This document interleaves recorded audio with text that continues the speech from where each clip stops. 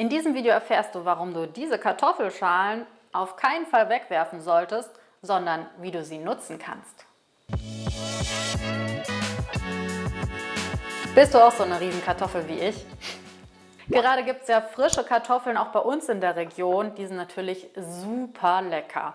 Und da bleibt natürlich auch ordentlich Kartoffelschale übrig. Tja, und wer viele Kartoffeln futtert, der hat halt eben auch viel Schale übrig. Und die musst du auf keinen Fall wegwerfen, denn ich zeige dir, wie es auch anders geht. Tipp Nummer 1. Du kannst mit deinen Kartoffelschalen tatsächlich Edelstahl reinigen. Zum Beispiel deine Edelstahltöpfe. Denn die Stärke in den Kartoffelschalen hat es in sich. Ja, dazu musst du einfach nur das Innere der Schale quasi an die Stelle reiben und dann mit einem feuchten Tuch abwischen und zack, ist er wieder sauber. Also wenn ihr so krass verkalkte Edelstahltöpfe habt wie ich, dann sind Kartoffelschalen echt der Bringer. Tja, also ich würde sagen, der ist echt super gut sauber geworden. Ich musste nur ein bisschen reiben und dann Wasser drüber und es ging echt tippitoppi-top, super schnell. Und der war echt verkalkt, muss ich sagen. Tipp Nummer 2. Wusstest du, dass du aus Kartoffelschalen auch Spülmittel herstellen kannst? Bitte was? Finde ich mega interessant und spart natürlich auch Geld. Dazu musst du einfach diese Kartoffelschalen in ein Gefäß reinmachen, heißes Wasser drüber gießen, fest verschließen und dann erstmal abkühlen lassen. Und nach etwa einer halben bis dreiviertel Stunde immer mal wieder kräftig durchschütteln, sodass Schaum entsteht.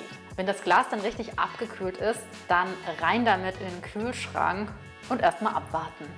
Und nach 12 Stunden etwa holst du es dann wieder raus. Dann musst du nur noch alle Schalen herausnehmen und kannst dann dein Spüli umgießen in eine Sprühflasche. Et voilà, du hast dein eigenes Biospülmittel gemacht. Yeah! Ja, und dein Biospülmittel, das hält dann im Kühlschrank so etwa 8 Tage.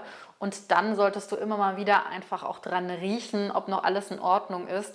Wenn es leicht säuerlich riecht, dann bitte gleich in den Müll damit. Dann ist es hinüber. Tipp Nummer 3.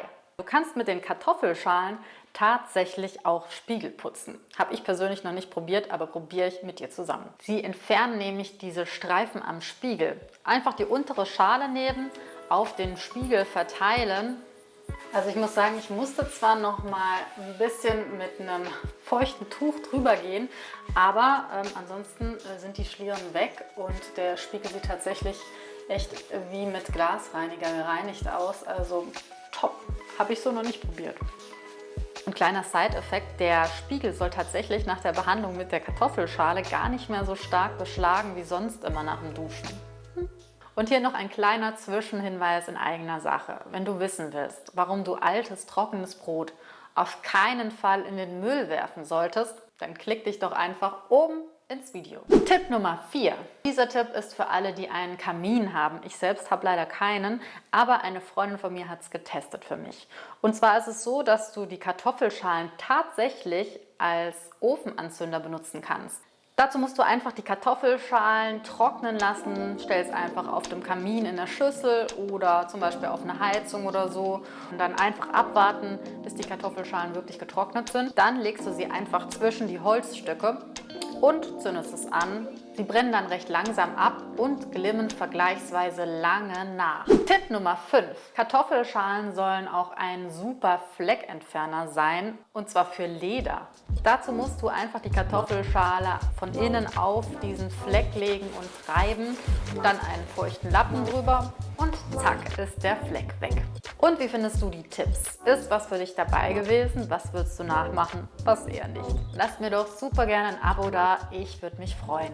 Ja, und auf meinem Kanal geht es nicht nur um Zero Waste und wie man Dinge anders nutzen kann, sondern es geht auch um Menschen, die anders leben, so wie Joanna und Martin. Die wohnen auf La Palma und ja, müssen eigentlich kaum noch einkaufen. Sie versorgen sich nämlich selbst. Und sie versorgen mit ihrem Foodtruck sogar auch noch andere. Das Video kann ich euch wirklich empfehlen. Die zwei sind wirklich total inspirierend.